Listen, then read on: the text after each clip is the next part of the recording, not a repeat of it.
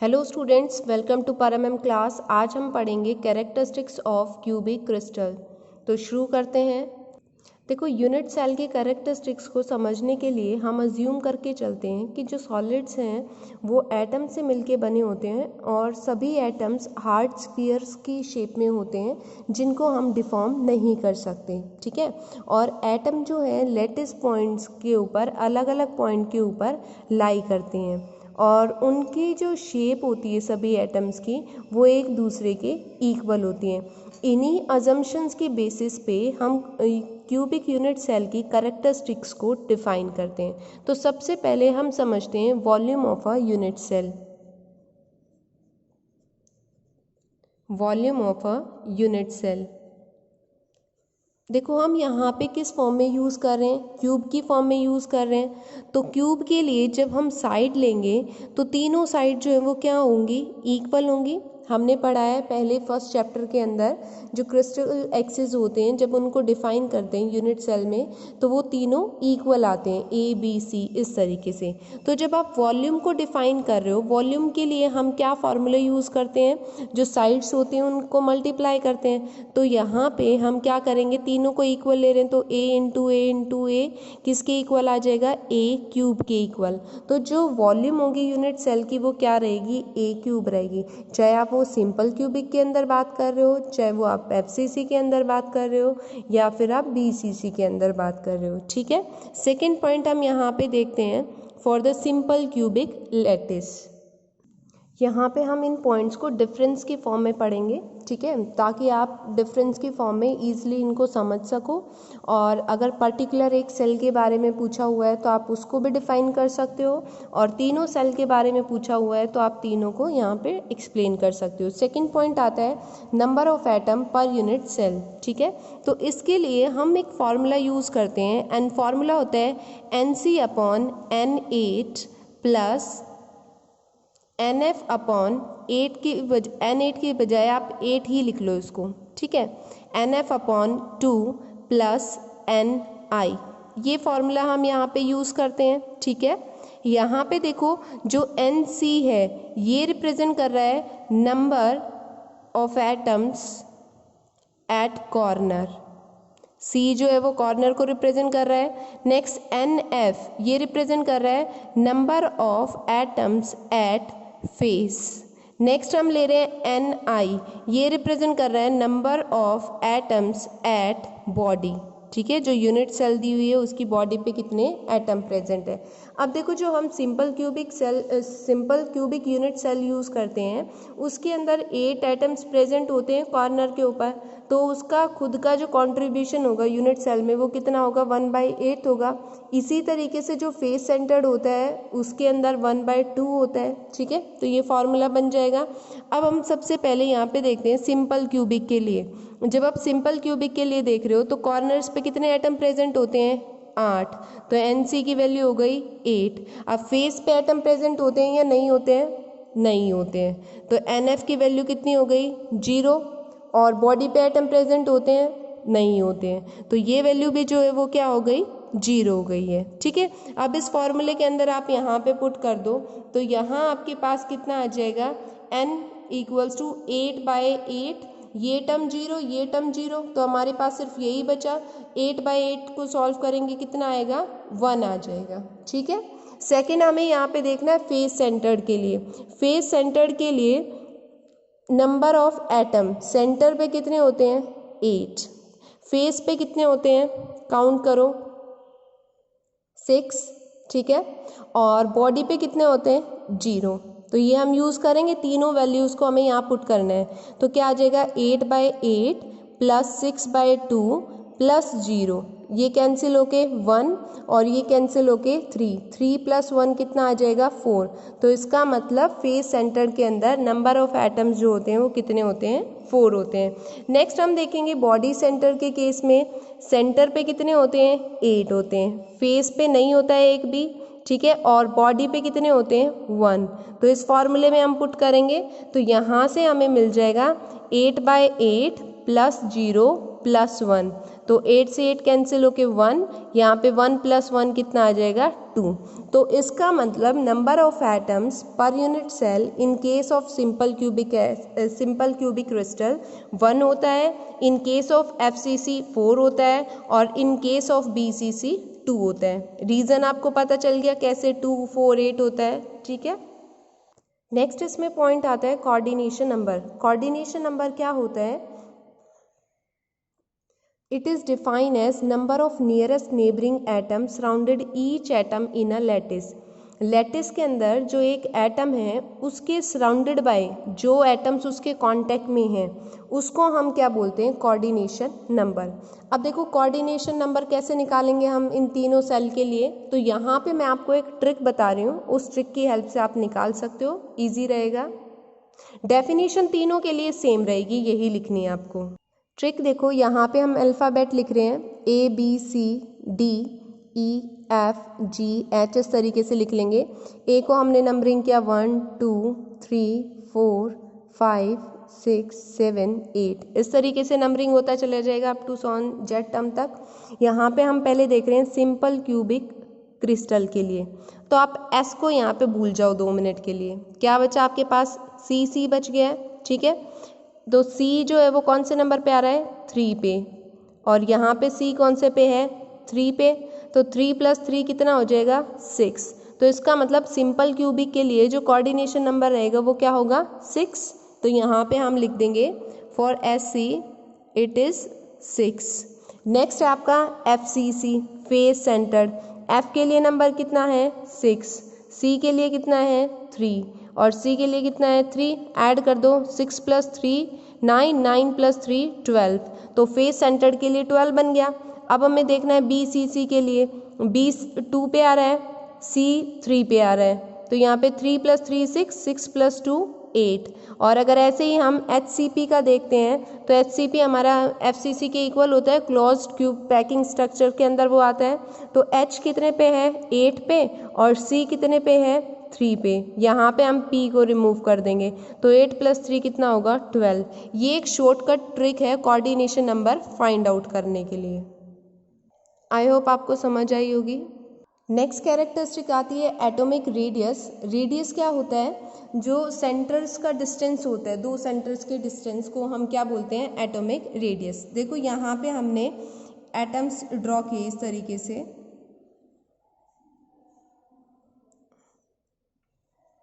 ठीक है। ये इसका सेंटर है, ये इसका सेंटर है, तो इनको हम ज्वाइन कर देंगे। इन दोनों का बीच का ये जो डिस्टेंस है, इस डिस्टेंस को हम क्या बोलते हैं? एटॉमिक रेडियस बोलते हैं, ठीक है। ऐसे ही ये सेंटर है, इसको हमने इसके साथ ज्वाइन कर दिया, इसको हम इसके साथ ज्वाइन करा रहे हैं, और इसको हम इसके साथ ज्वाइन करा रहे हैं। तो यहाँ पे हम क्या कर रहे हैं कि ये वाला जो डिस्टेंस है इसको हम क्या लेके चल रहे हैं? A लेके चल रहे हैं, और ये जो डिस्टेंस है इसको हमने यहाँ पे क्या लिया है? 2R कंसीडर किया है। रेडियस को हम R से डिनोट कर रहे हैं, तो देखो R + R कितना हो जाएगा? 2R, और ये जो क्यूब है इसकी साइड हमने यहाँ पे क्या ली है? A ली है। तो हम यहाँ पे सिंपल क्यूबिक के लिए रेडियस निकालेंगे, तो देखो ये क्यूब की ये वाली साइड जो है इसके इक्वल होंगी, क्यूब की सभी साइड इक्वल होती हैं, तो A = क्या आ जाएगा? 2R। R की जब हम वैल्यू निकालेंगे तो हमारे पास क्या फॉर्म हो जाएगा? A/2। तो सिंपल क्यूबिक सेल के लिए एटॉमिक रेडियस क्या होता है? A/2। ऐसे ही हम देखेंगे फेस सेंटर्ड के लिए। फेस सेंटर्ड का जो केस होता है इसके अंदर एटम्स कांटेक्ट में होते हैं डायगोनली विद देयर फेसेस, तो इसका डायग्राम कुछ इस तरीके से फॉर्म होगा। यहाँ पे देखो, डेफिनेशन तीनों के लिए सेम चलेगी, इसकी डेफिनेशन में कोई चेंजमेंट नहीं है, ठीक है। इस तरीके से इसको हम बनाएंगे। जब आप इसको 3D में देखते हो तो 3D में आपको और अच्छे से क्लियर होंगी पिक्चर्स, क्या ये एक्सप्लेन करना चाह रहा है, ठीक है। देखो ये वाली जो साइड है इसकी हमने क्या ली है? A, और ये जो साइड है वो हम क्या लेके चल रहे हैं? यहाँ पे A लेके चल रहे हैं, ठीक है। अब देखो ये इतना अगर हम यहाँ पे डिस्टेंस लेके चलते हैं इसका हाफ, तो हाफ जो डिस्टेंस है वो किसको रिप्रेजेंट करेगा, रेडियस को रिप्रेजेंट करेगा। तो देखो इतना हाफ अगर हम इसको कंप्लीट ड्रॉ करते हैं तो हमारे पास यहाँ पे क्या बनेगा, एक कंप्लीट सर्कल बन जाएगा। कंप्लीट सर्कल का डिस्टेंस यहाँ पे इतने का जो रेडियस है वो हमने क्या लिया, आर। सिमिलरली अगर इसको हम कंप्लीट करते हैं तो इसका ये जो पॉइंट है वो किसको रिप्रेजेंट करेगा, रेडियस को। ये हम क्या ले रहे हैं, आर लेके चल रहे हैं। अब यहाँ पे हमारे पास 2 पॉइंट बन रहे हैं तो इनको हमने क्या ले लिया, 2r ले लिया। r plus are 2r, 2r हमारे यहाँ पे है, तो टोटल ये जो डिस्टेंस है वो हमारे पास कितना आ जाएगा, 4r। तो यहाँ पे यहाँ से यहाँ तक का डिस्टेंस हम लिखेंगे 4r। अगर ऐसे ही हम इस हाफ को देखते हैं और इस हाफ को देखते हैं तो ये पूरा कितना हो जाएगा, 2r हो जाएगा, क्योंकि इसको हम कंप्लीट करेंगे इस तरीके से, सर्कल बनेगा, ये r आएगा। इसको कंप्लीट करेंगे, ये सर्कल बनेगा, ये क्या आएगा, r आएगा। ठीक है, तो हमने यहाँ पे ये ले लिया। अब इसके अंदर हम अप्लाई कर देंगे पाइथागोरस थ्योरम। क्या होता है, hypotenuse square equals to base square plus perpendicular square. Hypotenuse कितना है हमारे पास, 4r, इसका स्क्वायर किसके इक्वल आ जाएगा, ए स्क्वायर प्लस ए स्क्वायर। तो 4r स्क्वायर इक्वल्स टू क्या बन जाएगा, 2a स्क्वायर। आर स्क्वायर को एज इट इज़ रखा, 4 इधर जाके डिवाइड में आ जाएगा, 2 से 4 को कैंसिल करेंगे तो यहाँ हमारे पास क्या आ गया, ए स्क्वायर अपॉन 2। यहाँ पे क्या है, स्क्वायर, इस स्क्वायर को इधर लेके आएंगे तो ये किस फॉर्म में आ जाएगा, रूट की फॉर्म में। तो देखो इसको मैं इधर लिख रही हूँ नेक्स्ट स्टेप को, आर इक्वल्स टू क्या आ जाएगा, ए, यहाँ पे स्क्वायर इधर आएगा तो रूट से स्क्वायर क्या होगा, कैंसिल, तो यहाँ ए बच जाएगा और नीचे हमारे पास यहाँ पे क्या आ जाएगा, √2। बीसीसी केस के लिए हम यहाँ पे एक क्यूब ड्रॉ करेंगे। इसकी जो साइड है वो ए है, ये वाली साइड भी जो है वो क्या होगी, ए होगी। यहाँ पे डायगनली हमने इसको ड्रॉ किया। अब इस डायगनल को अगर हम निकालते हैं तो देखो इसकी जो साइड है वो हमारे पास कितनी आएगी, √2a। कैसे, डायगोनल को हम निकाल रहे हैं, यहाँ पे क्या बनेगा, ए स्क्वायर प्लस ए स्क्वायर, तो कितना आ जाएगा, 2a स्क्वायर। ठीक है, और d इसकी वैल्यू हम इधर लेके आएंगे स्क्वायर, तो √2 स्क्वायर से रूट कैंसिल हो जाएगा तो क्या आ गया, a। तो डायगोनल की वैल्यू हमारे पास क्या बन गई, √2a। ठीक है, अब देखो नेक्स्ट स्टेप में यहाँ पे अगर इसको हम इसके साथ ज्वाइन करा रहे हैं, इस वाले पॉइंट के साथ यहाँ पे, तो यहाँ पे कुछ इस तरीके की फॉर्मेशन होगी। हाफ एटम हमें इधर दिखाई देगा, ठीक है, और हाफ एटम जो है वो कुछ इस तरीके से फॉर्म होगा और हाफ ही एटम हमें यहाँ दिखेगा। तो इसका जो रेडियस है वो क्या रहेगा, r, और इसका जो रेडियस है वो क्या आ जाएगा, 2r, क्योंकि कंप्लीट फॉर्मेशन में इस तरीके से दिखाई देगा, ये सेंटर में हमें पूरा, और इसका कितना आ जाएगा, r। तो कंप्लीट यहाँ से यहाँ तक हम चेक करेंगे तो कितना होगा हमारे पास, 4r आ जाएगा। ये वाली साइड जो है वो किसके इक्वल होगी, a के equal.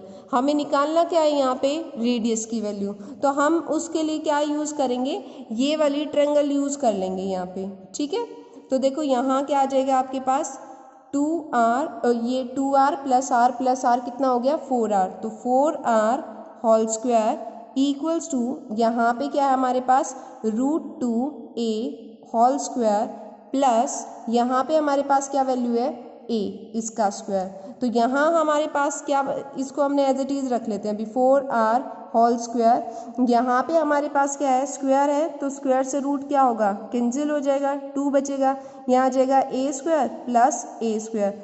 2a square plus a square किसके इक्वल आ जाएगा, 3a स्क्वायर के इक्वल।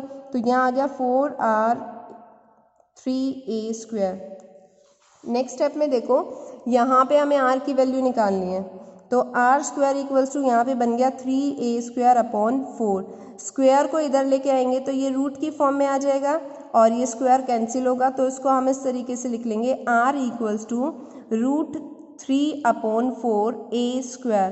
तो यहाँ पे देखो r equals to √3 as it is हो गया, स्क्वायर से रूट कैंसिल, √4 किसके इक्वल होता है, 2 के। तो हमारे पास जो रेडियस है वो BCC में ये फॉर्म हो जाएगी। आई होप कॉन्सेप्ट आपको समझ आ रहा होगा। बुक में आपको थोड़ी माइनर मिस्टेक मिल सकती हैं इस टॉपिक में, तो कंफ्यूज मत होना कि अलग अलग क्यों मिल रहा है। नेक्स्ट पॉइंट देखो, नेक्स्ट आता है एटॉमिक पैकिंग फ्रिक्शन। इसके लिए हम फार्मूला यूज़ करते हैं, volume occupied atom in unit cell and volume of unit cell, जितनी वॉल्यूम यूनिट सेल की है वो और जितनी एटम ने ऑक्यूपाई की हुई है वो, उन दोनों का जो रेशियो होता है उसको हम क्या बोलते हैं, एटॉमिक पैकिंग फ्रैक्शन या फिर एटॉमिक पैकिंग फैक्टर। फॉर्मूले से ही आप डेफिनेशन लिख सकते हो, ठीक है। अब देखो जर्नल हम यहाँ पे देखेंगे इस फॉर्मूले को जब लिख रहे हैं, वॉल्यूम के लिए हम फॉर्मूला यूज़ करेंगे, एटम्स जो है वो हमारे स्फेरिकल फॉर्म के अंदर होंगे, तो स्फेरिकल के लिए हम क्या फॉर्मूला यूज़ करते हैं, 4/3 पाई आर क्यूब, और नंबर ऑफ एटम्स के लिए हम क्या यूज़ करेंगे, एन। ये फॉर्मेशन आ जाएगी for the volume occupied the atoms. और यूनिट वॉल्यूम जो होती है यूनिट सेल की वो हमने पढ़ी थी किसके इक्वल होती है यूनिट सेल की वॉल्यूम, ए क्यूब के इक्वल। ये एटम्स के लिए तो ए से डिनोट कर लिया। इन दोनों वैल्यूज़ को इसके अंदर पुट करो तो देखो आपके पास क्या आता है, n/n/4/3 pi r cube upon a cube. ये हमारे पास क्या आ गया है, पैकिंग फ्रैक्शन या फिर पैकिंग फैक्टर। जर्नल फार्मूला आ गया है, यही फार्मूला हम यूज़ करेंगे बाकी दो कंडीशंस के अंदर भी। पहले हम देखते हैं सिंपल क्यूबिक सेल के लिए एटॉमिक पैकिंग फ्रिक्शन कितना होगा फॉर SC। अब देखो नंबर ऑफ एटम पर यूनिट सेल कितने होते हैं, 1। तो यहाँ पे जो n की वैल्यू होगी सिंपल क्यूबिक में वो किसके इक्वल आएगी, 1 के इक्वल आएगी।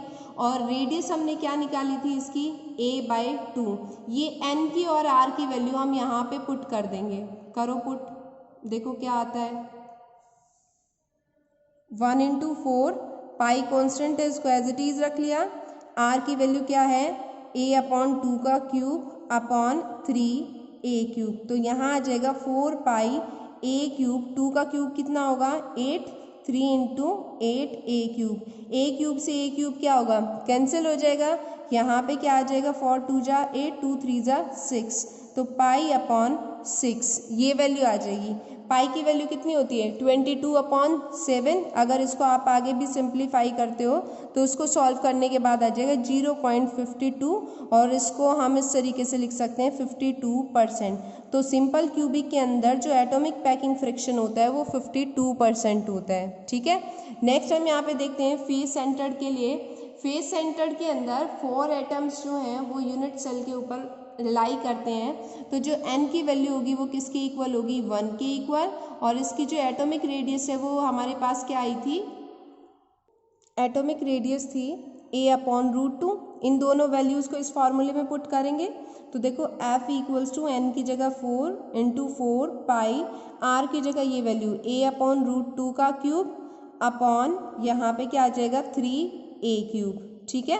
तो यहाँ F = यहाँ देखो ये सॉल्व करेंगे तो a क्यूब बन जाएगा, तो a क्यूब से a क्यूब ये कैंसिल हो जाएगा।